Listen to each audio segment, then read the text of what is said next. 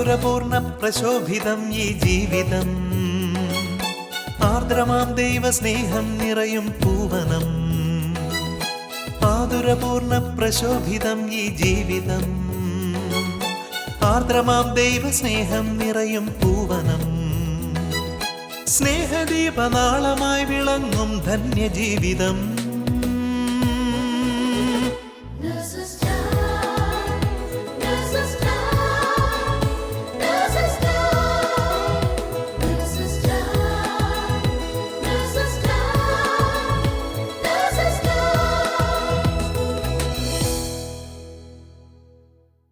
ഈശോ മിശിഹായ്ക്ക് സ്തുതിയായിരിക്കട്ടെ. വിശുദ്ധ മത്തായിയുടെ സുവിശേഷം 25-ാം അധ്യായം 40-ാം വാക്യത്തിൽ ഈശോ നമ്മളോട് ഇങ്ങനെ പറയുന്നു: എൻ്റെ എളിയ സഹോദരന്മാരിൽ ഒരുവന് നിങ്ങളിത് ചെയ്തു കൊടുത്തപ്പോൾ എനിക്ക് തന്നെയാണ് ചെയ്തു തന്നത്. അതുപോലെ നമുക്ക് ചുറ്റുമുള്ള എളിയ സഹോദരരിൽ ഈശോയെ കണ്ടുകൊണ്ട് അവരെ സ്നേഹിക്കുവാനും ശുശ്രൂഷിക്കുവാനുമുള്ള കൃപ ഇപ്പോൾ ശാലോം ടിവിയുടെ മുന്നിലായിരിക്കുന്ന നിങ്ങൾക്ക് ഓരോരുത്തർക്കും പരിശുദ്ധാത്മാവ് നൽകട്ടെ എന്ന് പ്രാർത്ഥിച്ചുകൊണ്ട് ഏറ്റവും സന്തോഷത്തോടെ ഇന്നത്തെ നേഴ്സസ് ടൈമിലേക്ക് സ്വാഗതം ചെയ്യുന്നു. നേഴ്സുമാരായ നാം ഓരോരുത്തരും ദിവസം തോറും അനേകം രോഗികളെ കാണുകയും അവരെ ശുശ്രൂഷിക്കുകയും ചെയ്യുന്നവരാണ്. എന്നാൽ ഈശോ ആഗ്രഹിക്കുന്ന അതേ മനോഭാവത്തോടെയാണോ ഇതൊക്കെ ചെയ്യുന്നതെന്ന് ചിന്തിക്കേണ്ട ഒരു വിഷയമാണ്. ഇപ്പോൾ നമുക്ക് ഷാർജയിൽ നേഴ്സായി ജോലി ചെയ്യുന്ന ആഞ്ചലോ സിസ്റ്ററിനെ ശ്രവിക്കാം. ഈശോ മിശിഹായ്ക്ക് സ്തുതിയായിരിക്കട്ടെ. ലോകമെമ്പാടുമുള്ള എല്ലാ നേഴ്സുമാർക്കും പുതുവത്സരത്തിൻ്റെ എല്ലാ ആശംസകളും നേർന്നുകൊള്ളുന്നു. വിശുദ്ധ മത്തായിയുടെ സുവിശേഷം 25-ാം അധ്യായം 31 മുതലുള്ള വാക്യങ്ങളിൽ അവസാന വിധിയെപ്പറ്റിയാണ് പ്രതിപാദിക്കുന്നത്. ഒരല്പം ഭയത്തോടും കുറച്ചൊക്കെ ആകുലതയോടും കൂടിയാണ് അതൊക്കെ നേരത്തെ വായിച്ചിരുന്നത്. പക്ഷേ നേഴ്സുമാരായ നമുക്ക് വളരെ ആശ്വാസവും സന്തോഷവും നൽകുന്നൊരു വാക്യമുണ്ട്. 36-ാം വാക്യം: ഞാൻ രോഗിയായിരുന്നു, നിങ്ങൾ എന്നെ സന്ദർശിച്ചുവെന്ന്. ചെമ്മരിയാടുകളെയും കോലാടുകളെയും വേർതിരിക്കുന്ന ചെമ്മരിയാടുകളെ തൻ്റെ വലത്തുവശത്ത് നിർത്തി ദൈവം പറയുന്ന വാക്യമാണത്. എങ്ങനെ നിങ്ങൾ രോഗിനെ സന്ദർശിച്ചു എന്നങ്ങനെ ഒരു ചോദ്യമുണ്ടായേക്കാം. ബൈബിളിൽ ഒരു സന്ദർശനം വളരെ മനോഹരമായിട്ട് വിവരിച്ചിട്ടുണ്ട്. അത് നമുക്കറിയാം. നമ്മുടെ പരിശുദ്ധ അമ്മ എലിസബത്തിനെ സന്ദർശിച്ചത് എങ്ങനെയെന്ന് നമ്മളൊന്ന് ചിന്തിച്ചു നോക്കാം. യേശുവിന് സാക്ഷ്യം വഹിക്കാൻ വന്ന യോഹന്നാനെ ഗർഭം ധരിച്ചിരിക്കുന്ന എലിസബത്തിനെ പരിശുദ്ധ അമ്മ പോയി സന്ദർശിക്കുകയാണ്. എലിസബത്തിൻ്റെ ഉദരത്തിൽ ആ ശിശു കുതിച്ചു ചാടി ആ സാക്ഷ്യം അവിടെ ആദ്യം രേഖപ്പെടുത്തുകയാണ്. എലിസബത്ത് പരിശുദ്ധാത്മാവ് നിറഞ്ഞവളായി. അതും ഒരു ശുശ്രൂഷയും ഒരു സന്ദർശനവുമായിരുന്നു. നമ്മളൊക്കെ രോഗിയുടെ അടുത്ത് ചെല്ലുമ്പോൾ രോഗികൾക്ക് എന്താണ് തോന്നുന്നത്? നേഴ്സുമാരെന്ന് പറഞ്ഞാൽ ഭൂമിയിലെ മാലാഖമാർ എന്നൊരു വിശേഷണം നമുക്കുണ്ട്. നമ്മൾ എല്ലാം സഹിക്കാൻ ശക്തിയുള്ളവരായിരിക്കണം. അതേസമയം തന്നെ മറ്റുള്ളവരെ മനസ്സിലാക്കാനുള്ള ഒരു ഹൃദയവും നമുക്ക് വേണം. ഞാനിത് പറയാൻ കാരണം, ഒത്തിരി പേര് പറയാറുണ്ട് നേഴ്സുമാർ അവരുടെ സംസാരത്തിലും പുഞ്ചിരിയില്ല. ഈയിടെ ഒരു അമ്മച്ചീനെ വാർഡിൽ പോയി സന്ദർശിക്കുകയുണ്ടായി. അമ്മച്ചി വളരെ വിഷമിച്ചിരിക്കുന്നു. ചോദിച്ചു, എന്താ അമ്മച്ചി ഇങ്ങനെ വിഷമിച്ചിരിക്കുന്നത്? പറഞ്ഞു, സിസ്റ്റേഴ്സ് എല്ലാം വളരെ തിരക്കാണ്, ഓടി നടക്കുന്നു. ഞാനൊന്ന് വിളിച്ചു, ബെല്ലടിച്ചു, ഓടി വന്നു സിസ്റ്ററെ, എന്തോ ചെയ്തു വന്നിട്ട് പോയി, എൻ്റെ മുഖത്തേക്കൊന്നും നോക്കി പോലുമില്ല എന്ന്. അമ്മച്ചിയെ വളരെ വേദനിപ്പിച്ചു. നമ്മൾ ഒത്തിരി സ്മാർട്ടാണ്, പെർഫെക്റ്റായിട്ട് ജോലി ചെയ്യുന്നുണ്ട്. പക്ഷെ നമ്മളൊന്ന് പുഞ്ചിരിച്ചില്ല, ആ രോഗിയോടൊന്ന് സംസാരിച്ചില്ലെങ്കിൽ ആ കെയർ ഒന്നുമല്ലാതായിത്തീരും. നമുക്കറിയാം ഹോസ്പിറ്റലുകളൊക്കെ ഇപ്പോൾ, പ്രത്യേകിച്ച് ഗൾഫ് നാടുകളിലുള്ള ഹോസ്പിറ്റലെല്ലാം നമ്മൾ അക്രഡിറ്റേഷൻ കിട്ടാനുള്ള JCI preparation, policy, procedures, documentation perfect ആക്കാനുള്ളൊരു തിരക്കിലാണ്. എനിക്ക് പലപ്പോഴും തോന്നിയിട്ടുണ്ട് നമ്മൾ രോഗികളെ ചിലപ്പോൾ മറന്നു പോകുന്നുണ്ടോ എന്ന്. രോഗിയുടെ അടുത്തൊന്ന് പോയി സംസാരിക്കാനോ ഒന്ന് പുഞ്ചിരിക്കാനോ നമുക്ക് കഴിയത്തില്ല. ഒരു സ്മൈലിംഗ് ഫേസ് നമ്മൾ ഓർത്ത് നോക്കിയാൽ മതി. ഒരു 10 നേഴ്സുമാർ കൂടി നമ്മൾ കെയർ കൊടുക്കുന്ന ഒരു വാർഡിൽ ചെന്ന് നമ്മൾ നോക്കുവാണെങ്കിൽ ഒരു പുഞ്ചിരിക്കുന്ന മുഖമുണ്ടെങ്കിൽ ആ മുഖം നമ്മൾ ഒരിക്കലും മറക്കത്തില്ല, പ്രത്യേകമായിട്ട് ശ്രദ്ധിക്കും. ഞങ്ങളുടെ അവിടെ കിടന്നൊരു രോഗി ഈയിടെ പറയുകയുണ്ടായി. ആ രോഗിയുടെ കാര്യം നിങ്ങളുമായിട്ടൊന്ന് പങ്കുവെക്കണമെന്ന് ഞാൻ ആഗ്രഹിക്കുന്നു. ഒരു മുസ്ലിം സമുദായത്തിൽപ്പെട്ട 42 വയസ്സുള്ളൊരു സഹോദരനാണ്. കുറച്ച് നാളുകൾക്ക് മുമ്പ് ഞങ്ങളുടെ ICUയിൽ അഡ്മിറ്റ് ആയതാണ്. ആ രോഗി ഞങ്ങൾക്ക് ഒത്തിരി ബോധ്യങ്ങൾ തന്നൊരു രോഗിയാണ്. ഒന്ന് ഓർത്ത് നോക്കിയാൽ, ഒരു ബിസിനസ് ആവശ്യത്തിനായിട്ട് ഒരു വണ്ടിയിൽ പുറത്തു പോവുകയാണ്. വർഷങ്ങളായിട്ട് ഇവിടെ ജോലി ചെയ്യുന്നു. വലിയ ആക്സിഡൻ്റ് ഒന്നുമല്ല, വണ്ടി ചെറുതായിട്ടൊന്ന് ഇടിച്ചു, കഴുത്തിന് പരിക്ക് പറ്റി. കണ്ണടച്ച് തുറന്ന നിമിഷം കൊണ്ട് കഴുത്തിന് കീഴ്പോട്ട് ചലനശേഷിയില്ല, സ്പർശനശേഷിയില്ല. ICUയിൽ വന്ന് കിടക്കുന്നു. നല്ല ബോധമുണ്ട്. ഞങ്ങളോടെല്ലാം പറയുന്നുണ്ട്, സിസ്റ്ററെ പ്രാർത്ഥിക്കണമേ എന്ന്. പക്ഷേ 2 ദിവസം കഴിഞ്ഞപ്പോൾ രോഗിയുടെ ആരോഗ്യനില മോശമായി വെന്റിലേറ്ററിൽ ഇടേണ്ട വന്നു. പിന്നെ പതുക്കെ പതുക്കെ ട്രക്യോസ്റ്റമി ചെയ്തു. സംസാരിക്കുമ്പോൾ സൗണ്ടില്ല എങ്കിലും ചുണ്ടനക്കത്തിലൂടെ നമുക്ക് കാര്യങ്ങളെല്ലാം മനസ്സിലാക്കും. നാളുകൾ കൊണ്ട് രോഗിയായ ഒരു വ്യക്തിയല്ല, ഒരു മാരക രോഗം ബാധിച്ചതല്ല, ഒരു ചെറിയ ആക്സിഡൻറ്റ്, തീർന്നു, നീർക്കുമിളകൾ പോലെയുള്ള ജീവിതം. നമ്മളും ഇത്രയൊക്കെയേ ഉള്ളൂ. കണ്ണടച്ച് തുറന്ന നിമിഷം കൊണ്ട് മുകളിലേക്ക് മാത്രം നോക്കിക്കിടക്കുന്ന ഒരു രോഗി. ഒന്ന് കഴുത്ത് തിരിക്കാൻ പറ്റത്തില്ല. 1 മാസം കഴിഞ്ഞ് ഭാര്യയെയും 3 കുട്ടികളെയും കൊണ്ടുവന്നു. അവരെ ആ വിരലുകൊണ്ടൊന്ന് സ്പർശിക്കാൻ പോലും പറ്റാത്ത ഒരവസ്ഥ കണ്ടപ്പോൾ ആ രോഗിയും പലപ്പോഴും പറയുമായിരുന്നു, പെട്ടെന്ന് ഹാർട്ട് റേറ്റൊക്കെ സ്റ്റോപ്പാകും. ഞങ്ങളെല്ലാം പേടിച്ചു പോകും രോഗിയുടെ ഒരു അവസ്ഥ കാണുമ്പോൾ. ആ പേഷ്യൻ്റ് പറയുമായിരുന്നു, എനിക്ക് വലിയ പെർഫെക്റ്റ് ആയിട്ടുള്ള നേഴ്സുമാരൊന്നും വേണ്ട, എൻ്റെ അടുത്ത് 2 മിനിറ്റ് ഒന്ന് സംസാരിക്കുന്ന എന്നോട്, അല്ലെങ്കിൽ ഒന്ന് പുഞ്ചിരിക്കുന്ന ഒരു മുഖം, അങ്ങനെ ഒരു നേഴ്സിനെ എനിക്ക് തരണമേ എന്ന്. ചില സിസ്റ്റർമാരെയൊക്കെ പേരെടുത്ത് പറയുമായിരുന്നു, ആ സിസ്റ്റർ മതി. ഡ്യൂട്ടി കഴിഞ്ഞ് പോകുക എന്ന് പറയുമ്പോൾ വളരെ സങ്കടപ്പെടും, നാളെ ഓഫാന്ന് പറയുമ്പോൾ സങ്കടപ്പെടും.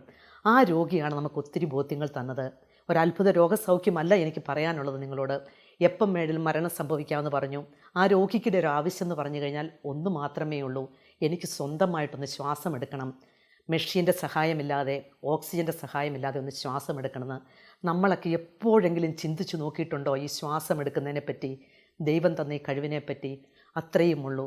കണ്ണടച്ച് തുറന്ന നിമിഷം കൊണ്ട് ശ്വാസം എടുക്കാൻ പറ്റാത്ത ആ രോഗി, അത് ഞങ്ങളുടെ എല്ലാം മനസ്സിലൊരു വേദനയായിരുന്നു.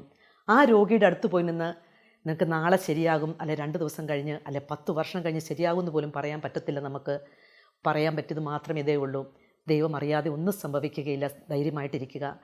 ഒന്ന് വീൽ ചെയറിലെങ്കിലും ഒന്നും ആയിക്കിട്ടണമെന്നാണ് ആ രോഗിയുടെ ആഗ്രഹം. ഒരു രോഗസൗഖ്യത്തിനു വേണ്ടിയല്ല പ്രാർത്ഥിച്ചത്. ഇനിമേ ഒത്തിരി പേരുടെ പ്രാർത്ഥനയുടെ സഹായത്താലും ഒത്തിരി പേരുടെ സാമ്പത്തിക സഹായം രോഗിയെ നമുക്ക് കൊച്ചിയിലുള്ള ഒരു സ്വകാര്യ ആശുപത്രിയിൽ എത്തിക്കാൻ പറ്റി. അതുതന്നെ ഒരു അത്ഭുതമാണെന്നാണ് ഞങ്ങളുടെ ഡോക്ടർമാർ പറഞ്ഞത്. അങ്ങനെ ആ രോഗിനെ അവിടെ എത്തിച്ചു. പതുക്കെ പതുക്കെ വെന്റിലേറ്ററിൽ നിന്നൊക്കെ മാറ്റുന്നുള്ളൊരു ന്യൂസാണ് കിട്ടിയത്. ഇപ്പം ലേറ്റസ്റ്റ് ആയിട്ടുള്ള ന്യൂസ് എനിക്ക് അറിയത്തില്ല. എനിവേ ആ രോഗി പറഞ്ഞു തന്നതാണ്, പെർഫെക്റ്റ് ആയിട്ടുള്ള നേഴ്സുമാരെ എനിക്ക് വേണ്ട, സ്മാർട്ടായിട്ടുള്ളത്, എനിക്ക് എൻ്റെ അടുത്തൊന്ന് സംസാരിക്കുന്നവർ, ഒന്ന് ചിരിക്കുന്നവരെ മതിയെന്ന്. ഈയിടെ ഇൻ്റർവ്യൂവിൻ്റെ കുറച്ച് ടീമിൻ്റെ കൂടെ ഒന്ന് പോയിരിക്കേണ്ട വന്നു. കുറേ നേഴ്സുമാർ വന്നു ഇൻ്റർവ്യൂവിനായിട്ട്. വളരെ സ്മാർട്ടായിട്ട് ആൻസർ പറയുന്നവരുണ്ട്. പക്ഷേ എങ്കിലും ഞങ്ങളുടെ ഒരു അറബിക് സൂപ്പർവൈസർ പറഞ്ഞൊരു വാക്യമാണ്, ആ കൊച്ച് നല്ലതാണ്, ആൻസർ ഒന്നും പറഞ്ഞില്ല, പക്ഷേ ഒരു സ്മൈലിംഗ് ഫേസ് ഉണ്ടെന്നുള്ളത്. അത് ഒരു യോഗ്യത തന്നെയാണ് ആ കൊച്ചിനെ അവിടെ ഹോസ്പിറ്റലിൽ എടുക്കാനൊരു കാരണം. നമ്മൾ എവിടെ പോയി നിന്നാലും നേഴ്സുമാർക്ക് എനിക്ക് തോന്നുന്ന ഒരു പുഞ്ചിരിക്കുന്ന മുഖം, അതൊരു മാൻഡേറ്ററിയാണ്. നമ്മൾ ഗ്രാജുവേഷൻ എടുക്കുന്നുണ്ട്, പോസ്റ്റ് ഗ്രാജുവേഷൻ എടുക്കുന്നുണ്ട്, PhD ഒക്കെ എടുത്ത നേഴ്സസ് ഉണ്ട് നമ്മുടെ കൂടെ. പക്ഷേ എന്താ പറയേണ്ടത്, അതുക്കും മേലെ എന്ന് പറയാം, ഒരു സ്മൈലിംഗ് ഫേസും നമ്മുടെ ഒരു പ്രധാന യോഗ്യത തന്നെയാണ്. നമ്മുടെ സംസാരം നമ്മൾ രോഗികളോട് പലപ്പോഴും ശരിയാണ്, നമുക്ക് തിരക്കാണ്, നമ്മൾ പറയുന്നത് നമ്മുടെ അസൈൻമെൻറ്റ്സ് തീർക്കണം, നമ്മൾ മെഡിക്കേഷൻ കൊടുത്ത് തീർക്കണം, നമ്മൾ ഡോക്യുമെൻറ്റേഷൻ പെർഫെക്റ്റ് ആക്കണം. പലപ്പോഴും നമുക്ക് രോഗികളെ അടുത്ത് പോയി നിന്ന് സംസാരിക്കാൻ പറ്റത്തില്ല. പക്ഷേ ഒരു രോഗിയോട് ഒരു 5 മിനിറ്റ് സംസാരിച്ചിട്ട് നമ്മളൊന്ന് വീട്ടിൽ വന്നു കഴിയുമ്പോൾ നമ്മുടെ മനസ്സിലൊരു ആനന്ദമുണ്ടാകും. അതിന് പറയാൻ കാരണം, വെന്റിലേറ്ററിലും സെഡേഷനൊക്കെ കൊടുത്ത് കിടക്കുന്ന രോഗികളുണ്ട്, നമ്മുടെ ICUലൊക്കെ ജോലി ചെയ്യുന്നവർക്കറിയാം. നമ്മൾ പലപ്പോഴും ഓർക്കും അവർ കേൾക്കുന്നില്ല. നമ്മൾ അവർക്ക് കെയർ കൊടുക്കാൻ പോകുമ്പോഴും 2 പേരപ്പുറത്ത് നിന്ന് നമ്മുടെ വീട്ടിലെ കാര്യങ്ങൾ, അല്ലെങ്കിൽ അടുത്ത് കൊടുക്കേണ്ട കെയർ, ഹോസ്പിറ്റലിലെ അത്യാവശ്യം കാര്യങ്ങളൊക്കെ നമ്മൾ ചർച്ച ചെയ്യുന്നു. നമ്മൾ പഠിച്ചിട്ടുണ്ട്, അവരോടൊക്കെ സംസാരിക്കണം, പക്ഷേ ചെയ്യാറില്ല. ഒരു രോഗി എസ്റ്റിമേറ്റ് ചെയ്ത് കഴിഞ്ഞ് വന്നപ്പം പറയുകയുണ്ടായി, സിസ്റ്ററെ നിങ്ങൾ കുളിപ്പിച്ചുകൊണ്ടിരുന്നപ്പോൾ നിങ്ങൾ പറഞ്ഞതൊക്കെ ഞാൻ കേട്ടിരുന്നുവെന്ന്. അപ്പോഴൊക്കെ നമുക്ക് ഓരോ ബോധ്യങ്ങൾ രോഗികൾ തന്നെ തരികയാണ്. അവരോടൊക്കെ നമ്മൾ അബോധാവസ്ഥയായിക്കൊള്ളട്ടെ, അവർ കേൾക്കുകയോ കേൾക്കാതിരിക്കുകയോ ചെയ്യട്ടെ, ഒന്ന് പോയി അടുത്ത് നിന്ന് പറയുക, ഞാൻ കുളിപ്പിക്കാൻ പോവുകയാണ്, സമാധാനമായിട്ടിരിക്കണം, ശരിയായിക്കോളും. ഇങ്ങനെയൊന്ന് സംസാരിക്കാൻ നമ്മൾ ചെയ്യുന്ന നേഴ്സുമാരൊക്കെ ഒത്തിരി പേരുണ്ടായിരിക്കും. പക്ഷേ നമ്മളത് ഒന്ന് നമ്മുടെ കൂടെ, നമ്മുടെ ഒരു പ്രവൃത്തിയുടെ കൂടെ കൊണ്ട് നടക്കണമെന്ന് പറയുകയാണ്. അതുപോലെ തന്നെയാണ് നമ്മുടെ സംസാരമാണ് ചിലപ്പോഴും നമ്മുടെ ഷിഫ്റ്റുകളെല്ലാം മാറ്റിമറിക്കുന്നത്. നമ്മൾ ചിലപ്പോൾ ഡ്യൂട്ടിക്ക് ചെല്ലുമ്പോൾ നമുക്കറിയാം, ഓവർ എടുക്കുമ്പം ആ ബെഡിൽ കിടക്കുന്ന ആൾക്കാർ അതൊരു പ്രോബ്ലമാറ്റിക്കാണ്. അങ്ങനെ പറഞ്ഞു കഴിയുമ്പം പിന്നെ നമ്മുടെ മനസ്സിൽ ആ ഒരു ചിന്തയാണ് നമുക്ക് ആ രോഗികളോടുള്ളത്. ആ ചിന്താഗതി ഇപ്പോഴൊരു ഡോക്ടർ ഞങ്ങളോട് പറയുകയുണ്ടായി, നമ്മൾ അവരെ പിന്നെ ആ ഒരു കണ്ണ് വെച്ചാണ് കാണുന്നത്. അവർ പ്രോബ്ലക്കാരാണ്, അവരെ അങ്ങനെ ആയിരിക്കരുത്. നമ്മൾ ഓർത്തോട്ടെ അവരവരുടെ പ്രശ്നത്തിൻ്റെ പേരിൽ എന്തോ പറഞ്ഞു, അല്ലെങ്കിൽ അവരുടെ രോഗികളോടുള്ള അമിതമായിട്ടുള്ള ഒരു ശ്രദ്ധ കാരണം പറഞ്ഞതാണ്. നമ്മുടെ ഒരു ബോഡി ലാംഗ്വേജ്, നമ്മുടെ സംസാരം, അതിനകത്തൊക്കെ ഒരു ഒത്തിരി ഇമ്പോർട്ടൻസ് ഉണ്ടെന്നുള്ളത് കുറേ ബോധ്യങ്ങൾ ഈ രോഗികളുടെ ഭാഗത്ത് നിന്ന് നമുക്കുണ്ടായതാണ്. ഈ നേഴ്സസ് മിനിസ്ട്രിയോട് ചേർന്ന് പ്രവർത്തിക്കാൻ തുടങ്ങിയതിൽ പിന്നെയാണ് ഈ രോഗികൾക്ക് വേണ്ടി ഇത്രയും പ്രാർത്ഥിക്കണമെന്നുള്ളൊരു ബോധ്യം നമുക്കുണ്ടായത്. മെഡിക്കൽ സയൻസിനെ നമ്മൾ അമിതമായിട്ട് വിശ്വസിക്കാറുണ്ട്. ഡോക്ടർമാർ പറയുന്നതായിരുന്നു നമ്മുടെ ഫൈനൽ വാക്കുകൾ. പക്ഷേ ഇപ്പോൾ ഈ നേഴ്സസ് മിനിസ്ട്രിയോട്, ഈ കൂട്ടായ്മയോട് ചേർന്ന് നിന്ന് പ്രാർത്ഥിക്കാനും പ്രവർത്തിക്കാനും തുടങ്ങിയപ്പോൾ അത്ഭുത രോഗസൗഖ്യങ്ങൾ കണ്ടിട്ടുണ്ട്. നമ്മൾ ഈ നേഴ്സസ് ടൈംസിലൂടെ തന്നെ നിങ്ങൾ ധാരാളം നേഴ്സുമാരുടെ അനുഭവ സാക്ഷ്യങ്ങൾ കേട്ടിട്ടുമുണ്ട്, അനുഭവിച്ചറിഞ്ഞിട്ടുമുണ്ട്. അങ്ങനെയുള്ളൊരു അത്ഭുത രോഗസൗഖ്യം ഞാൻ നിങ്ങളുമായിട്ട് പങ്കുവെക്കുകയാണ്. കുറച്ച് വർഷങ്ങൾക്ക് മുമ്പ് നേഴ്സസ് മിനിസ്ട്രിയൊക്കെ തുടങ്ങിയ കാലഘട്ടത്തിലാണ് ഞങ്ങളുടെ ഹോസ്പിറ്റലിൽ 34 വയസ്സുള്ള അക്രൈസ്തവയായ ഒരു സ്ത്രീ അഡ്മിറ്റായി. ഡെലിവറി കഴിഞ്ഞ് 10 ദിവസമേ ആയിട്ടുള്ളൂ. സൈനസ് ത്രോംബസ് എന്നുള്ള അസുഖമാണ്. അത് വന്ന് ബ്രെയിൻ ഇൻഫാക്ഷനായിട്ട് അബോധാവസ്ഥയിലായി. അവരുടെ വീട്ടിലെ അവസ്ഥയെന്ന് പറഞ്ഞാൽ 8 വയസ്സുള്ള ഒരു പെൺകുഞ്ഞ്, 3.5 വയസ്സുള്ള കൊച്ച്, 10 ദിവസം പ്രായമായുള്ള കുഞ്ഞ്. അവരുടെ വീട്ടിൽ ഹസ്ബൻഡ് ചെറിയ ബിസിനസ് ചെയ്യുകയായിരുന്നു. ചെക്ക് കേസിൽപ്പെട്ട് ജയിലിലായി. പ്രസവം കഴിഞ്ഞ് വീട്ടിലെത്തിയപ്പോഴാണ് അവരറിയുന്നത് അവരുടെ ഭർത്താവ് ജയിലിലാണ്. മറ്റ് സ്വന്തക്കാരോ ബന്ധക്കാരോ ആരുമില്ല കുടുംബത്തിൽ. എങ്ങനെയൊക്കെയോ 10 ദിവസം തള്ളി നീക്കി. ഭക്ഷണം കഴിച്ച് കാണത്തില്ല, വെള്ളം കുടിച്ച് കാണത്തില്ല, തല കറങ്ങി വീണു. 8 വയസ്സുള്ള കുഞ്ഞ് അടുത്ത വീട്ടിൽ ചെന്ന് പറഞ്ഞു അമ്മ വീണ് കിടക്കുന്നു. അങ്ങനെ ആരോ ഓടി വന്ന് ഹോസ്പിറ്റലിൽ എത്തിച്ചു. അവിടുന്ന് ഞങ്ങളുടെ ഹോസ്പിറ്റലിലോട്ട് ട്രാൻസ്ഫർ ചെയ്ത് വന്നു. വെൻറ്റിലേറ്ററിൽ കിടക്കുകയാണ്. വല്ലാത്തൊരവസ്ഥ. ഞങ്ങൾ ഓവർ എടുക്കാൻ ചെല്ലുമ്പോൾ ഓർക്കുന്നു, ഇത്രയൊക്കെ പറഞ്ഞപ്പോഴേ നമുക്കതൊന്ന് കേൾക്കാൻ പോലും പറ്റുന്നില്ല. അവരുടെ കുടുംബത്തിലെ അവസ്ഥ, ആ രോഗത്തിൻ്റെ അവസ്ഥയൊക്കെ മനസ്സിലായി. ഡോക്ടർമാരൊന്നും ചെയ്യാൻ പറ്റത്തില്ലെന്ന് പറഞ്ഞു. ഡോക്ടർമാരൊന്നും ചെയ്യാൻ പറ്റത്തില്ലെന്ന് പറയുമ്പോഴാണല്ലോ ചിലപ്പോഴൊക്കെ നമ്മൾ മുകളിലേക്കൊന്ന് കണ്ണുകൾ ഉയർത്തുന്നത്. മെഡിക്കൽ സയൻസിന് അസാധ്യമാണെന്ന് പറഞ്ഞു. ഒന്നും ചെയ്യാൻ പറ്റത്തില്ല, ബ്രെയിൻ ഓൾറെഡി ഇൻഫാക്ഷനായി. എങ്കിലും നമ്മൾ ആ ഒരു കുടുംബത്തിൻ്റെ അവസ്ഥ നമ്മളങ്ങ് ഏറ്റെടുത്തിട്ട് നമ്മൾ തമ്പുരാനോട് പ്രാർത്ഥിക്കുകയാണ്. തമ്പുരാനെ നീ എന്തെങ്കിലും ചെയ്യണമേ എന്ന് പ്രാർത്ഥിക്കുന്നുണ്ട്. ഞങ്ങൾ ഓർക്കുന്നുണ്ട്, ഞങ്ങൾ ആ ബെഡിന് ചുറ്റും 2-3 നേഴ്സുമാർ നിന്ന് പ്രാർത്ഥിച്ചപ്പോൾ ഞങ്ങളുടെ കണ്ണുനീർ തുള്ളികൾ ആ രോഗിയുടെ ദേഹത്ത് വീണിട്ടുണ്ട്. ഞങ്ങൾ തീഷ്ണമായിട്ട് പ്രാർത്ഥിച്ചു. ബൈബിൾ തുറന്ന് പ്രാർത്ഥിച്ചപ്പോൾ കിട്ടിയത് മണ്ണിൽ നിന്നാണ് മനുഷ്യനെ ദൈവം സൃഷ്ടിച്ചതെന്ന്. ഡെഡായ ബ്രെയിനൊക്കെ ദൈവത്തിന് സാധ്യമാണ് അതെല്ലാം തിരിച്ചു കൊണ്ടുവരാൻ എന്നുള്ള ഒരു ബോധ്യം ഞങ്ങൾക്കുണ്ടായി. പക്ഷേ ഡോക്ടർമാരൊന്നും പറയുന്നില്ല, ഒരു പോസിറ്റീവായിട്ടുള്ള റിസൾട്ടും പറയുന്നില്ല. വെൻറ്റിലേറ്ററിൽ കിടക്കുന്നു. കുഞ്ഞുങ്ങളെ ഏതോ ഒരു അകന്ത ബന്ധുവിൻ്റെ വീട്ടിലാക്കിയിരിക്കുന്നു. നമ്മൾ തീഷ്ണമായിട്ട് പ്രാർത്ഥിച്ചു. പിറ്റേ ദിവസം CT സ്കാൻ ചെയ്തിട്ടും പോസിറ്റീവായിട്ടുള്ളതൊന്നും പറയുന്നില്ല. തുടർന്ന് വൈകുന്നേരമായപ്പോൾ ഒരു പ്യൂപ്പിൾ ഡൈലേറ്റായി. അപ്പോൾ ഡോക്ടേഴ്സിന് എന്തെങ്കിലും ചെയ്തേ പറ്റത്തുള്ളൂ. അവരെല്ലാവരും ചർച്ചയാണ്. അപ്പോൾ ക്ലോട്ട് അലിയാനുള്ള മരുന്ന് കൊടുത്ത് ഹെപ്പാരിൻ കൊടുക്കുന്നുണ്ട്. അതുള്ള കാരണം തിയേറ്ററിൽ കൊണ്ടുപോയി സർജറി ചെയ്യാൻ പറ്റത്തില്ല എന്ന് പറഞ്ഞു. ബ്ലീഡ് ചെയ്യും, പെട്ടെന്ന് മരിച്ചു പോകും. പിന്നെ ന്യൂറോളജിസ്റ്റിനെ വിളിച്ചു വരുത്തി. എന്തൊക്കെയോ അവിടെ നടക്കുന്നുണ്ട്. ഞങ്ങൾ മാറി നിന്ന് നിശബ്ദമായിട്ട് പ്രാർത്ഥിക്കുക മാത്രം ചെയ്തുകൊണ്ട് നിന്നു. ഡോക്ടർമാരോട് ഞങ്ങൾ പോയി ഇടയ്ക്കിടയ്ക്ക് യാചിക്കുന്നുണ്ട്, ഡോക്ടറെ എന്തെങ്കിലും ചെയ്യണം, നമ്മുടെ മുമ്പിൽ കിടന്ന് ഇങ്ങനെ മരിക്കാനിടയാക്കരുത്. എന്തായാലും ഹെപ്പാരിൻ ഇൻഫ്യൂഷൻ നിർത്തി. 2-3 മണിക്കൂർ കഴിഞ്ഞ് തിയേറ്ററിലെടുത്തു. സർജറി കഴിഞ്ഞ് തിരിച്ചു കൊണ്ടുവരുമ്പോഴും ഡോക്ടർമാർ പറയുന്നുണ്ട് 1% പോലും ചാൻസ് ഇല്ല, ബ്രെയിൻ ഡെത്ത് ആകത്തേ ഉള്ളൂ. നമ്മൾ സർജറി ചെയ്തു. അതും ഹോസ്പിറ്റലൊക്കെ ഡോക്യുമെൻറ്റേഷൻ ചെയ്യാൻ വേണ്ടി അവർ സർജറി ചെയ്തു. 2-3 ദിവസം അങ്ങനെ തന്നെ കടന്നു.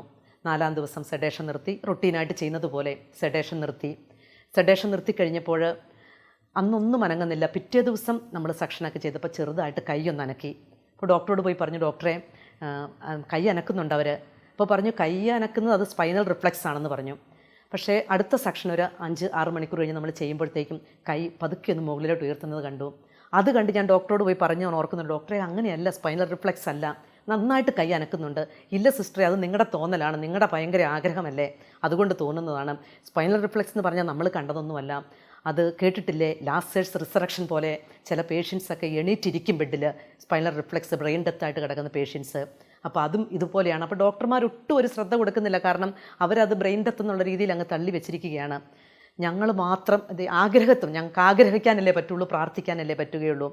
പക്ഷേ അത് സ്പൈനൽ റിഫ്ലക്സ് ആയിരുന്നില്ല, ലാസറിൻ്റെ ഉയർത്തെഴുന്നേൽപ്പ് പോലെ തന്നെയായിരുന്നു. റസിയ പതുക്കെ ജീവിതത്തിലേക്ക് തിരിച്ചു വന്നു. പതുക്കെ കണ്ണു തുറന്നു, അനക്കാൻ തുടങ്ങി. ഒരു കൈക്ക് വീക്ക്നെസ് ഉണ്ട്. വെൻറ്റിലേറ്ററിൽ നിന്ന് ഔട്ടാക്കി. ഒരു 3 ആഴ്ചകൾക്കുള്ളിൽ വാർഡിലോട്ട് മാറ്റി. റസിയയുടെ ഹസ്ബൻഡ് പുറത്ത് വന്നു. കുഞ്ഞുങ്ങൾക്ക് അമ്മയെന്ന് വിളിക്കാൻ ഒരാളായി. അവർ പതുക്കെ പിന്നെ വിദഗ്ധ ചികിത്സയ്ക്കായിട്ട് മദ്രാസിലേക്ക് കൊണ്ടുപോയുണ്ടായി. അത് നമുക്ക് ഒരുപാട് ബോധ്യങ്ങൾ തന്നൊരു രോഗിയാണ്. ചിലപ്പോഴൊക്കെ ദൈവം ആഗ്രഹിക്കുന്നുണ്ട്, നമ്മൾ കെയർ കൊടുക്കുന്ന കൂടെ ആ രോഗിക്ക് വേണ്ടി നിങ്ങളൊന്ന് പ്രാർത്ഥിക്കണമെന്ന് ആഗ്രഹിക്കുന്നുണ്ട്. നമ്മുടെ തിരക്കിനിടയ്ക്ക് പലപ്പോഴും സാധിക്കത്തില്ലായിരിക്കും, എങ്കിലും നമ്മൾ കുറച്ചും കൂടെ ദൈവത്തിലുള്ള വിശ്വാസവും പ്രാർത്ഥനയും നമ്മൾ ഏറ്റുപറയണം എന്നുള്ളത് ഒരു ബോധ്യം കൂടെ ഞങ്ങൾക്ക് കിട്ടി. അതുപോലെ തന്നെയാണ് മറ്റൊരു അനുഭവം. ഒരു അക്രൈസ്തവനായ ഒരു സഹോദരൻ, ചെറുപ്പക്കാരനാണ്, സിവിയർ ആസ്മയായിട്ട് ഞങ്ങളുടെ ICUയിലോട്ട് വെൻറ്റിലേഷന് വേണ്ടി കൊണ്ടുവരികയാണ്. കൊണ്ടുവന്ന് കഴിഞ്ഞ് ബോധമുണ്ട്, പക്ഷേ ഓക്സിജനൊക്കെ വളരെ കുറവാണ്. ഇൻറ്റുബേഷനുള്ളതെല്ലാം റെഡിയാക്കി വെച്ചിരിക്കുകയാണ്. അനസ്തറ്റിസ്റ്റിനെ വിളിച്ചു. അപ്പം അടുത്ത് ചെന്ന് രോഗിയോട് ചോദിച്ചു, ബോധമുണ്ട്, സംസാരിക്കുന്നുണ്ട്, ദൈവത്തിൽ വിശ്വാസമുണ്ടോ എന്ന് ചോദിച്ചു. അവൻ പറഞ്ഞു ഇല്ല എന്ന് തീർത്ത് പറഞ്ഞു, എനിക്ക് ദൈവത്തിൽ വിശ്വാസം ഇല്ല എന്ന് പറഞ്ഞു. അപ്പം ഞാൻ പറഞ്ഞു വെൻറ്റിലേറ്ററിൽ ഇടണം, അത് ഭയങ്കര ബുദ്ധിമുട്ടാണ്. അപ്പോഴേ മുഖമെല്ലാം മാറി, കാരണം സാമ്പത്തിക ബാധ്യത, പിന്നെ അതിൻ്റെ വെൻറ്റിലേറ്ററിൻ്റെ കോംപ്ലിക്കേഷന്. വെൻറ്റിലേറ്റർ ഇടരുതേ സിസ്റ്റർ എന്ന് യാചിക്കുന്നുണ്ട്, പക്ഷേ ഭയങ്കര മോശമായിട്ട് അവസ്ഥ വരികയാണ്. യേശുക്രിസ്തുവിൽ വിശ്വസിക്കുന്നു എന്ന് ചോദിച്ചു. വിശ്വാസമുണ്ടെന്നും പറഞ്ഞില്ല, ഇല്ലെന്നും പറഞ്ഞില്ല. ഞാൻ പറഞ്ഞു, മനസ്സിലൊന്ന് പ്രാർത്ഥിക്കുക, ഞങ്ങളൊക്കെ പ്രാർത്ഥിച്ചു കൊള്ളാം, വെൻറ്റിലേറ്ററിൽ ഇടാതെ. ഇപ്പോൾ ഡോക്ടർ തിരക്കാക്കിയാണ് ഇൻറ്റുബേഷൻ. ഞങ്ങൾ പറഞ്ഞു, ഡോക്ടറെ ഒന്ന് വെയിറ്റ് ചെയ്യുക, ഞങ്ങൾ പ്രാർത്ഥിക്കുന്നുണ്ട്. ഡോക്ടർ നേഴ്സ് സ്റ്റേഷനിൽ തന്നെ ഇരിക്കുകയാണ്. പേഷ്യൻ്റ് അറസ്റ്റ് ആകും, നിങ്ങളത് എനിക്ക് അത്ര ധൈര്യമില്ല എന്ന് പറയാം. ഒരു അരമണിക്കൂർ വെയിറ്റ് ചെയ്യും ഡോക്ടറെ, പതുക്കെ ഓക്സിജൻ കൂടുന്നുണ്ട്. അപ്പോൾ കാർബൺ ഡൈ ഓക്സൈഡൊക്കെ വളരെ കൂടുതലാണ്, വെൻറ്റിലേഷനുള്ള എല്ലാ ഇൻഡിക്കേഷൻസുമായിട്ട് ഇരിക്കുകയാണ്. ഞങ്ങൾ ഡോക്ടറോട് പറഞ്ഞു, ഡോക്ടർ ഒന്ന് വെയിറ്റ് ചെയ്യും, ഞങ്ങൾ ഇവിടെ തന്നെ നിന്നോളാം രോഗിയുടെ അടുത്ത്. ഞങ്ങൾ അവിടെ നിന്ന് നിശബ്ദമായിട്ട് പ്രാർത്ഥിച്ചുകൊണ്ടിരുന്നു.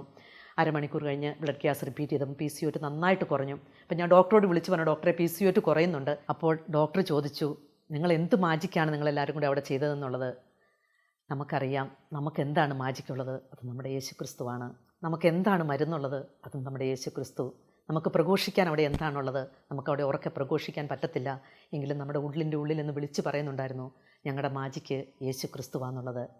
അതേ സഹോദരങ്ങളെ, നമ്മൾ പ്രാർത്ഥിക്കണം. ചിലപ്പോഴൊക്കെ എപ്പോഴും നമ്മൾ പ്രാർത്ഥിക്കണം നമ്മുടെ രോഗികൾക്ക് വേണ്ടി. നമ്മുടെ ഷിഫ്റ്റ്, നമ്മുടെ ഹോസ്പിറ്റലെല്ലാം നമുക്കറിയാം. നമ്മളൊക്കെ ഈ ഗൾഫിലൊക്കെ ജോലി ചെയ്യുന്നവർക്കറിയാം, നമ്മളൊന്നും ഒരു സ്ഥിരതയിലല്ല ജോലി ചെയ്യുന്നത്. ധാരാളം ന്യൂസുകൾ ഡെയിലി കേൾക്കാം. നിങ്ങളുടെ സാലറി കുറയ്ക്കാൻ പോകുന്നു, ഓഫ് കുറയ്ക്കാൻ പോകുന്നു, ഡിപ്ലോമക്കാരെയെല്ലാം പറഞ്ഞു വിടാൻ പോകുന്നു. നമ്മൾ ഒത്തിരി പ്രതിസന്ധികളിലൂടെയാണ് ജോലി ചെയ്യുന്നത്. ഞങ്ങൾ എപ്പോഴെല്ലാം ഇങ്ങനെയുള്ള ന്യൂസുകൾ കേൾക്കുന്നു, പണ്ടൊക്കെ അങ്ങനെയായിരുന്നു, നമ്മൾ മേലധികാരികളെ, നമ്മുടെ ഭരണകർത്താക്കളെയൊക്കെ നമ്മൾ മോശമായിട്ട് സംസാരിക്കും, വിമർശിക്കും ഒക്കെ ചെയ്യാറുണ്ടായിരുന്നു. എപ്പോഴെല്ലാം നമ്മൾ ഇങ്ങനെയുള്ള ന്യൂസുകൾ കേൾക്കുന്നു, അപ്പോഴെല്ലാം ഞങ്ങളുടെ കൂട്ടായ്മയോട് ചേർന്ന് നിന്ന് 2-3 നേഴ്സുമാർ മതി ഒന്ന് കരങ്ങൾ ഉയർത്തി നമ്മൾ പ്രാർത്ഥിച്ചു കഴിയുമ്പോൾ ദൈവത്തിൻ്റെ അത്ഭുതകരമായിട്ടുള്ള ഇടപെടലുകൾ നമ്മൾ കണ്ടിട്ടുണ്ട്.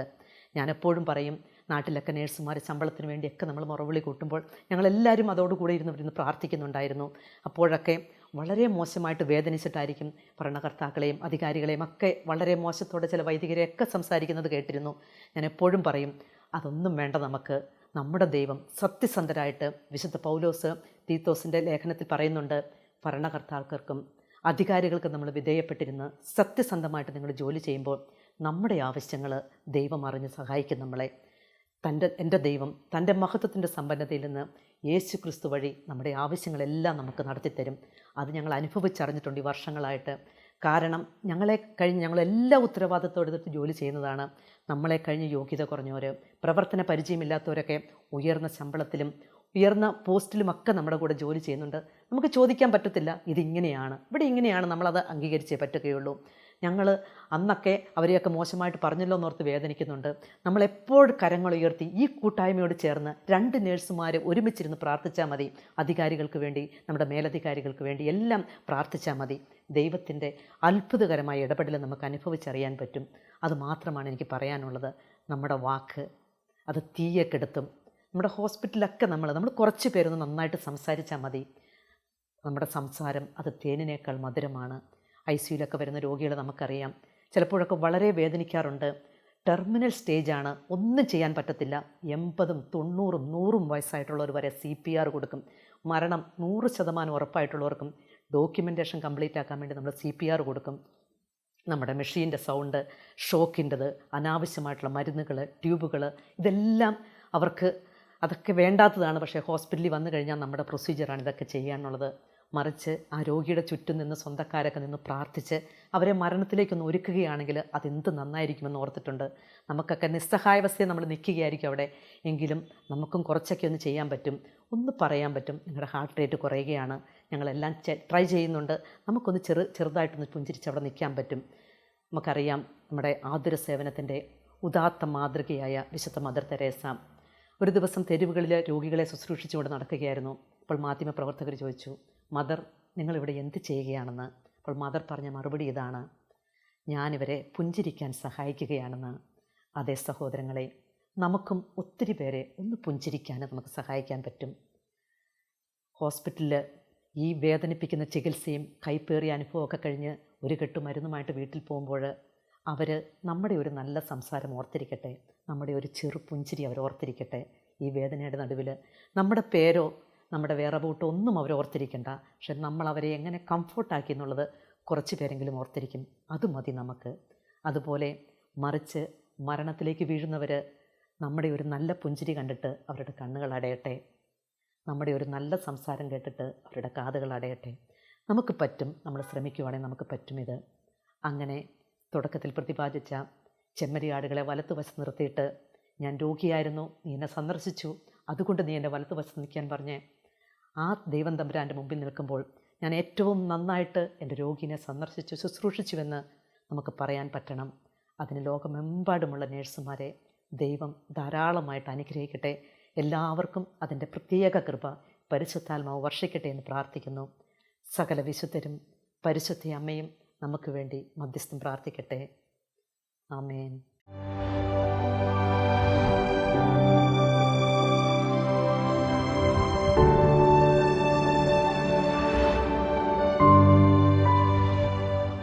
പുഞ്ചിരിക്കുന്ന മുഖമുള്ള ഒരു നേഴ്സാവുക എന്നത് എത്ര പ്രാധാന്യമുള്ള കാര്യമാണല്ലേ. എന്നാലത് വെറും മാനുഷികമായ ഒന്നായി മാറാതെ ഈശോയോടുള്ള സ്നേഹത്താൽ നിറഞ്ഞ ഒരു പുഞ്ചിരിയാണെങ്കിലോ അതിന് മാധുര്യമേറെയാണ്. സകല നേഴ്സുമാരുടെയും മുഖത്ത് ഈ പുഞ്ചിരി മായാതെ നിൽക്കട്ടെ എന്ന് പ്രാർത്ഥിക്കുന്നു. ഇപ്പോൾ നമുക്ക് ജീവിതത്തിൽ ഈശോയുടെ അത്ഭുത സൗഖ്യം ഒഴുകിയിറങ്ങിയ ഒരു സഹോദരിയുടെ അനുഭവം ശ്രവിക്കാം. Praise the Lord. എൻ്റെ സർവശക്തനായ ദൈവം എൻ്റെ ജീവിതത്തിൽ തന്ന ഒരു വലിയ അനുഗ്രഹം നിങ്ങളുമായി പങ്കുവയ്ക്കുവാനാണ് ഞാനിവിടെ ആയിരിക്കുന്നത്. എൻ്റെ പേര് റോസമ്മ. കഴിഞ്ഞ 20 വർഷമായി കുവൈറ്റ് മിനിസ്ട്രി ഓഫ് ഹെൽത്തിൽ നേഴ്സായി ഞാൻ ജോലി ചെയ്യുന്നു. നേഴ്സസ് മിനിസ്ട്രിയുടെ ആരംഭകാലം മുതൽ തന്നെ അതിൽ സജീവമായി പ്രവർത്തിക്കാനുള്ള അവസരം ലഭിച്ച ഒരു വ്യക്തിയാണ് ഞാൻ. എൻ്റെ മകൻ ജോനാഥ് കഴിഞ്ഞ ഏപ്രിൽ 29 2017 അപ്പൻഡിസൈറ്റിസിൻ്റെ ഓപ്പറേഷനായിരുന്നു. അവന് ഒരു കുഴപ്പമില്ലാതെ ഡിസ്ചാർജായി 1 മാസം യാതൊരു പ്രശ്നങ്ങളുമില്ലായിരുന്നു. 1 മാസം കഴിഞ്ഞപ്പോൾ കുഞ്ഞിന് വയറ്റുവേദന തുടങ്ങി. ഞങ്ങൾ ആശുപത്രിയിൽ ചെന്നു, അൾട്രാസൗണ്ട് സ്കാൻ ചെയ്തു, ബ്ലഡ് ടെസ്റ്റുകൾ നടത്തി. എല്ലാം നോർമലാണ്. പെയിൻ കില്ലർ തന്ന് ഡിസ്ചാർജ് ചെയ്തു. വീണ്ടും 2 ആഴ്ച കഴിഞ്ഞപ്പോൾ അവന് ശക്തമായ വേദന അനുഭവപ്പെട്ടു. ഞങ്ങൾ വീണ്ടും ആശുപത്രിയിൽ ചെന്നു, CT സ്കാൻ ചെയ്തു, ബ്ലഡ് ടെസ്റ്റുകൾ ചെയ്തു. ഒന്നിനും കുഴപ്പമൊന്നുമില്ല. എങ്കിലും വേദന കാരണം അഡ്മിറ്റാക്കി കണ്ടിന്യൂസ് മോർഫിൻ ഇൻഫ്യൂഷൻ കുഞ്ഞിന് കൊടുക്കുന്നുണ്ടായിരുന്നു. അതിനുശേഷം 2 ദിവസം കഴിഞ്ഞ് എൻഡോസ്കോപ്പി ചെയ്യാമെന്ന് പറഞ്ഞു.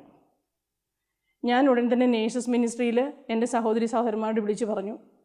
കാരണം എന്ത് കാര്യത്തിനും ഞാൻ അവരെയാണ് ആദ്യം പ്രാർത്ഥന സഹായത്തിന് വിളിക്കുന്നത്. അച്ഛന്മാരെ വിളിച്ച് ഞാൻ പറഞ്ഞു. എല്ലാവരും പ്രാർത്ഥിക്കാൻ തുടങ്ങി. 16-ാം തീയതി വൈകുന്നേരം ആയപ്പോഴേക്കും കുഞ്ഞിന് ആരോഗ്യം വളരെ മോശമായി. അവൻ്റെ പ്രഷർ കുറഞ്ഞു, ഹാർട്ട് റേറ്റ് കൂടി, വേദന വളരെ കൂടുതലായി. ഞാൻ ഡോക്ടേഴ്സിനോട് പറഞ്ഞു. അവരുടനെ തന്നെ CT സ്കാൻ ചെയ്തു. അപ്പോൾ അതിൽ ചെറുകുടലിലേക്കുള്ള പ്രവാഹം വളരെ കുറഞ്ഞ രീതിയിലാണ് കണ്ടത്. ഉടൻ തന്നെ കുഞ്ഞിനെ അവർ ഓപ്പറേഷൻ തിയേറ്ററിലേക്ക് മാറ്റി. രാത്രി ഒരു 2 മണിയായപ്പോൾ എന്നോട് ഡോക്ടേഴ്സ് വന്ന് പറഞ്ഞു, കുഞ്ഞിൻ്റെ ചെറുകുടലിലേക്കുള്ള ഓട്ടം വളരെ കുറവാണ്, കുറച്ച് ഭാഗം മുറിച്ച് നീക്കേണ്ടി വരുമെന്ന് പറഞ്ഞു. എല്ലാം ദൈവത്തിന് വിട്ടുകൊടുത്തു. ഞാൻ വീണ്ടും എൻ്റെ നേഴ്സസ് മിനിസ്ട്രിയിലെ സഹോദരന്മാരെ വിളിച്ചു. അവർ രാത്രി മുഴുവൻ ഉണർന്നിരുന്ന് എനിക്ക് വേണ്ടി പ്രാർത്ഥിച്ചു, എൻ്റെ കുഞ്ഞിന് വേണ്ടിയും. വെളുപ്പിനെ 4 മണിയായപ്പോൾ ICUയിലേക്ക് കൊണ്ടുവന്നു. 13 അവൻ്റെ ഹീമോഗ്ലോബിൻ തിയേറ്ററിൽ കയറ്റുമ്പോൾ തിരിച്ചു കൊണ്ടുവരുമ്പോൾ 7 ബ്ലഡ് ട്രാൻസ്ഫ്യൂഷൻ കൊടുത്തു. വളരെയധികം മെഡിസിൻ്റെ സപ്പോർട്ടോടുകൂടി വെൻറ്റിലേറ്ററിലായിരുന്നു കുഞ്ഞ്. അച്ഛന്മാർ വന്നു പ്രാർത്ഥിച്ചു. എൻ്റെ നേഴ്സസ് മിനിസ്ട്രിയിലെ സഹോദരന്മാർ അവരുടെ സാന്നിധ്യം എപ്പോഴും അവിടെ ഉണ്ടായിരുന്നു. അവർ നിരന്തരം പ്രാർത്ഥിച്ചുകൊണ്ടിരുന്നു. അഖണ്ഡ ജപമാല അവർ ചൊല്ലുന്നുണ്ടായിരുന്നു. പിന്നെ കുഞ്ഞ് ഓൾട്ടർ ബോയ് ആണ്. അവൻ്റെ ഓൾട്ടർ ബോയിലെ എല്ലാ കുട്ടികളും അവരുടെ പേരൻസും കോർഡിനേറ്റേഴ്സും ചേർന്ന് അഖണ്ഡ ജപമാല ചൊല്ലുന്നുണ്ടായിരുന്നു. ICUയിലെ സിസ്റ്റേഴ്സ് അവൻ്റെ ചുറ്റിനും നിന്ന് കൈകോർത്ത് പിടിച്ച് നിന്ന് ജപമാല ചൊല്ലുകയും പ്രാർത്ഥിക്കുകയും ചെയ്യുന്നുണ്ടായിരുന്നു. അങ്ങനെ എല്ലാവരുടെയും പ്രാർത്ഥനയുടെ സഹായത്തോടെ ഞങ്ങൾ ഈ ബുദ്ധിമുട്ടുകളൊക്കെ തരണം ചെയ്തു. 10 ദിവസമായിട്ടും കുഞ്ഞിൻ്റെ ആരോഗ്യത്തിൽ വലിയ മാറ്റമൊന്നും ഉണ്ടായില്ല. അവന് വായിൽ കൂടി കൊടുക്കുന്ന ഭക്ഷണം അതുപടി പുറത്തേക്ക് വരുന്നത് എനിക്ക് കാണാമായിരുന്നു. പിന്നെ ഞങ്ങൾ നാട്ടിലേക്ക് പോകാൻ തീരുമാനിച്ചു. അങ്ങനെ 29-ാം തീയതി ഞങ്ങൾ നാട്ടിൽ പോയി ഒരു ഹോസ്പിറ്റലിൽ അഡ്മിറ്റായി. അവിടെ 40 ദിവസം ഞാനും കുഞ്ഞും ഹോസ്പിറ്റലിൽ തന്നെ ആയിരുന്നു. കുഞ്ഞിന് ശരീരത്തിൽ അവൻ്റെ ഭക്ഷണം ദഹിക്കുകയോ അബ്സോർഷൻ നടക്കുകയൊന്നും ചെയ്യുന്നില്ലായിരുന്നു. അതുകൊണ്ട് ദ്രവരൂപത്തിലുള്ള ഭക്ഷണം അവൻ്റെ രക്തത്തിലേക്ക് ഡയറക്റ്റ് കൊടുക്കുകയായിരുന്നു. അവിടെ വെച്ച് 2 പ്രാവശ്യം രക്തത്തിൽ അണുബാധ ഉണ്ടായി. അവൻ്റെ മുറിവിൽ ഇൻഫെക്ഷനായി. എല്ലാം ദൈവത്തിൻ്റെ അനുഗ്രഹത്താൽ പെട്ടെന്ന് തന്നെ സുഖപ്പെട്ടു. 3ാമത്തെ സർജറി ജൂലൈ 25-ാം തീയതി ചെയ്തു. അന്ന് ഡോക്ടേഴ്സിന് ആകെ ബുദ്ധിമുട്ടായിരുന്നു. സർജറി ചെയ്യണോ, കാരണം 2 മാസത്തിലും 4 മാസത്തിനിടയ്ക്ക് ചെയ്യാൻ പറ്റുള്ളൂ എന്നായിരുന്നു പറഞ്ഞിരുന്നത്.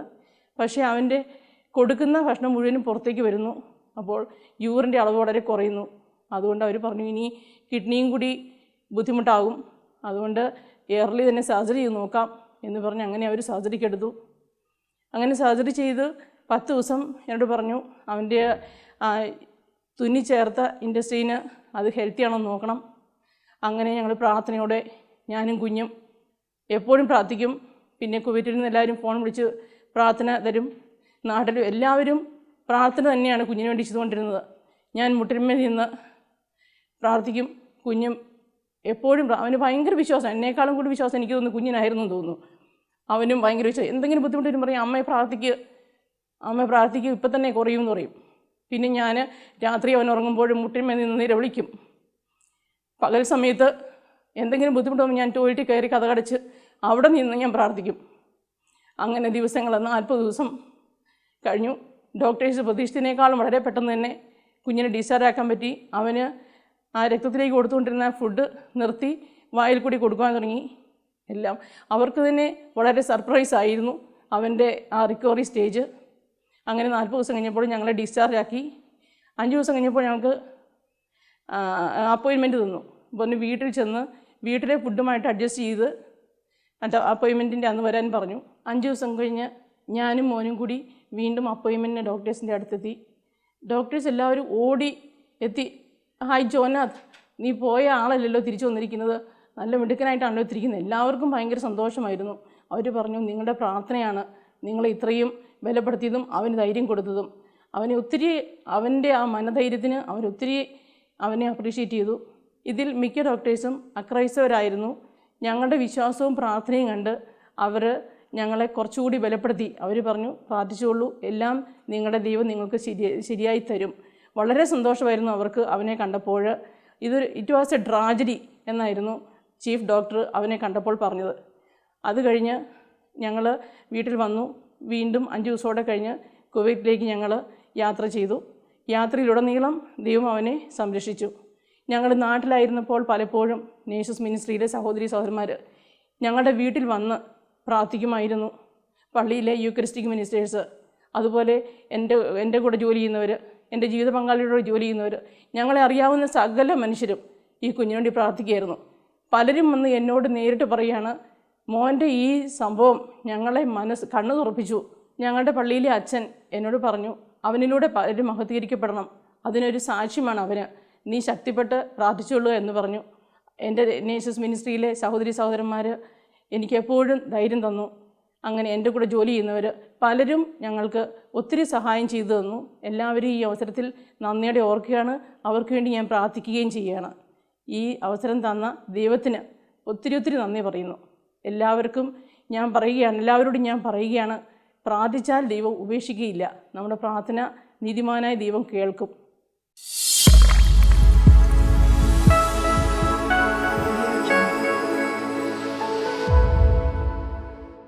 ദൈവമാതാവും ഞങ്ങളുടെ അമ്മയുമായ കന്യകാമറിയമേ, ഫാത്തിമാനാഥേ, എന്നെയും എൻ്റെ കുടുംബത്തെയും തിരുസഭയെയും മാനവകുലത്തെയും ലോകമെമ്പാടുമുള്ള നേഴ്സുമാരെയും അങ്ങേ വിമല ഹൃദയത്തിന് പ്രതിഷ്ഠിക്കുന്നു. അങ്ങേ ശക്തിയുള്ള സംരക്ഷണത്തിൽ ഞങ്ങളെ കാത്തുകൊള്ളണമേ. അങ്ങ് ഞങ്ങളുടെ നാഥയും സംരക്ഷകയുമാകണമേ. ആത്മീയവും ശാരീരികവുമായ സകല അപകടങ്ങളിലും ക്ലേശങ്ങളിലും നിന്ന് ഞങ്ങളെ രക്ഷിച്ചുകൊള്ളണമേ. എല്ലാറ്റിലും ദൈവേഷ്ടം കണ്ടെത്തി നിറവേറ്റുവാനും യേശുവിൻ്റെ തിരുഹൃദയത്തിന് പ്രീതികരമായ വിധത്തിൽ ജീവിച്ച് സ്വർഗഭാഗ്യത്തിലെത്തിച്ചേരുവാനും കാരുണ്യനാഥേ, ഞങ്ങളുടെ സ്നേഹമുള്ള അമ്മേ, ഞങ്ങളെ സഹായിക്കണമേ. ആമേൻ.